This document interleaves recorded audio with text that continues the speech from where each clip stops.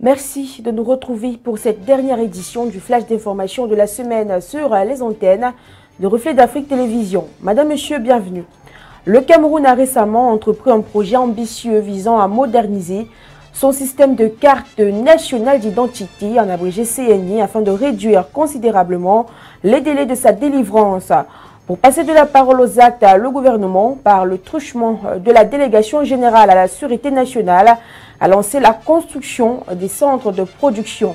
C'est dans ce sillage que le délégué général à la sûreté nationale, Martin Mbargangele, a procédé à la pose de la première pierre du centre de Yaoundé le 19 juin dernier, une étape cruciale dans la modernisation du processus d'identification des citoyens camerounais.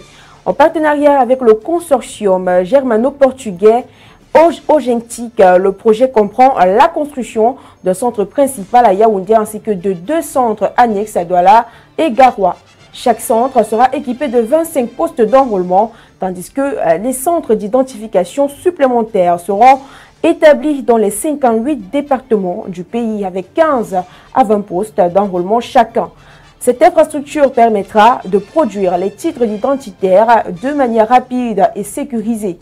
Une innovation qui arrive au moment où le prix de la carte nationale d'identité risque de prendre du galon.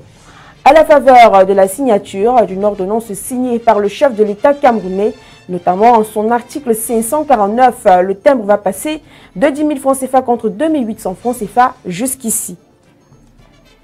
Toujours au Cameroun et en rapport avec l'ordonnance signée hier par le président Paul Biya, signalons que le budget de l'État pourrait connaître une hausse de 538 milliards de francs CFA. Le chef de l'État Paul Biya en a décidé ainsi en signant cette ordonnance le jeudi 19 juin dernier. Celle-ci modifie et complète la loi de finances 2024 votée en décembre 2023. Le budget de l'État passe ainsi de 6 740 milliards de francs CFA à 7 278 milliards de francs CFA, soit une augmentation de 7,9%. Désormais rectifié, ce budget sera certainement adopté au Parlement au cours de sa deuxième session ordinaire de l'année ouverte depuis le 11 juin dernier à Yaoundé, capitale politique camerounaise. Notons qu'en février dernier, le gouvernement a annoncé des mesures non prévues dans le budget voté, telles que l'augmentation des prix de certains produits pétroliers à la pompe, le relèvement de 5% des salaires des fonctionnaires et celui du salaire minimum interprofessionnel garanti. Ce réajustement permettrait de rééquilibrer les dépenses par rapport aux recettes attendues. Parlons de vaccination dans cette édition. Plusieurs dirigeants africains, donateurs et groupes pharmaceutiques se sont rassemblés le jeudi 20 juin dernier à Paris pour accélérer la production de vaccins en Afrique, touchée actuellement par une épidémie de choléra.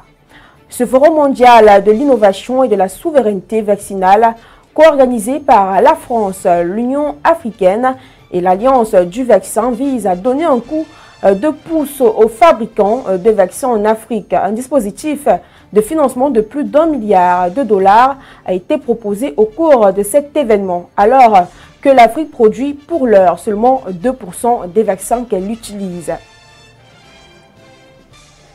La mission du Programme alimentaire mondial au Soudan a récemment déclaré que plus de 50 000 personnes dans des zones de famine du Darfour du Sud recevaient une aide alimentaire indispensable en collaboration avec l'organisation humanitaire World Vision. Le Programme alimentaire mondial n'a pas précisé quand l'aide a été distribuée ni comment il a acheminé. Plusieurs porte-paroles de l'organisation n'ont pas répondu immédiatement aux demandes d'informations complémentaires. Notons que la famine menace certaines régions du Soudan qui est en proie à la violence depuis avril de l'année dernière, lorsque les tensions entre les chefs de l'armée soudanaise et les forces paramilitaires de soutien rapide ont dégénéré en combats intenses et se sont étendus à tout le pays, y compris au Darfour. Selon les Nations Unies, plus de 14 000 personnes ont été tuées et 33 000 blessées. En Afrique du Sud, Cyril Ramaphosa a prêté serment lors d'une cérémonie publique à l'Union Buildings, le siège du gouvernement, devant le juge en chef Raymond Zondo le jeudi 20 juin dernier. Des chefs d'État africains anciens et actuels ainsi que des diplomates ont assisté à cette cérémonie d'investiture alors que M. Ramaphosa entame ce qui promet d'être un dernier mandat. Le roi Swati III d'Eswatini, le président nigérian Bola Tinubu, le président zimbabwéen Emerson Mnangagwa, les chefs d'État des deux Congos et l'ancien premier ministre kenyan Raila Odinga figuraient parmi les dignitaires présents à l'inauguration. La cérémonie comprenait une salve de 21 coups de canon de la garde présidentielle et un défilé aérien de l'armée de l'air sud-africaine au-dessus des bâtiments de l'Union. S'adressant à la nation, M. Ramaphosa a déclaré que le peuple s'était exprimé et que sa volonté serait respectée.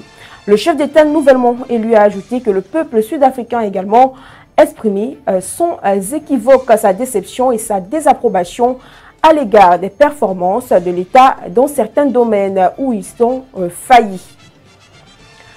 Et en sport, le Cameroun, plus précisément, la ville de Douala reçoit la 23e édition des championnats d'Afrique d'athlétisme après l'île Maurice en 2023.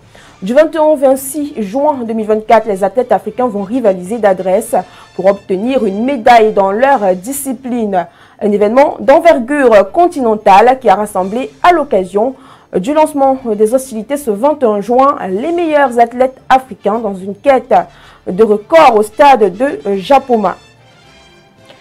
C'est avec cette note que nous mettons un terme à cette édition du flash d'information sur les antennes de Reflet d'Afrique Télévision. Restez en compagnie pour la suite de nos programmes.